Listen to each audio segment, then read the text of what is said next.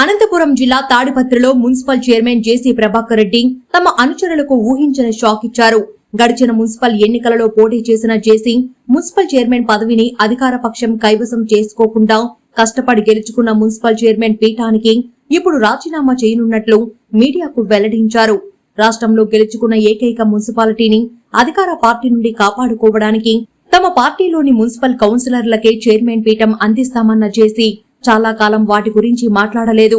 నేడు తమ కుమారుడు అస్మిత్ ఎమ్మెల్యేగా గెలుపొందడంతో ఆయన ఈ నిర్ణయం తీసుకోవడం పట్ల పలువురు అభిమానులు షాక్ అయ్యారు.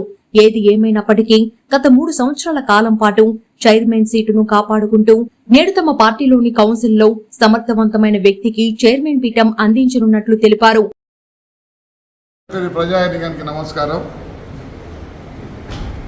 నేను మున్సిపల్ చైర్మన్ అయ్యేటప్పుడు ఒక మాట ఇచ్చినాను.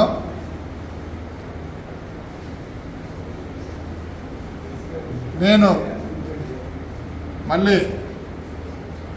చైర్మన్గా రిజైన్ చేసి ప్రతి ఒక్కరిని చైర్మన్ వైస్ చైర్మన్ చేస్తానని మాట ఇచ్చినాను. ఇన్ని రోజుల తర్వాత ఈరోజు తెలుగుదేశము, బీజేపీ, పవన్ కళ్యాణ్ గారి జనసేన పవర్లోకి వచ్చినాయి కాబట్టి మాకు గవర్నమెంట్లో ఎలాంటి అవకతవకలు ఉండవు కాబట్టి ఒక నెల లోపల గవర్నమెంట్ అక్కడ సెట్ అయిపోతానే నెల లోపల రిజైన్ చేసి నా చైర్మన్ పదవికి రిజైన్ చేసి మా కౌన్సిలర్లని ఒక్కొన్ని చైర్మన్ వైస్ చైర్మన్ చేస్తానని ఆ రోజు మాట ఇచ్చినాను. దానికి కట్టుబడి ఉండే ఒక నెల లోపల నా చైర్మన్ వద్దకు రాజీనామా చేస్తాను. ఎందుకంటే మాట తప్పకూడదు కాబట్టి తప్పకుండా చేస్తా.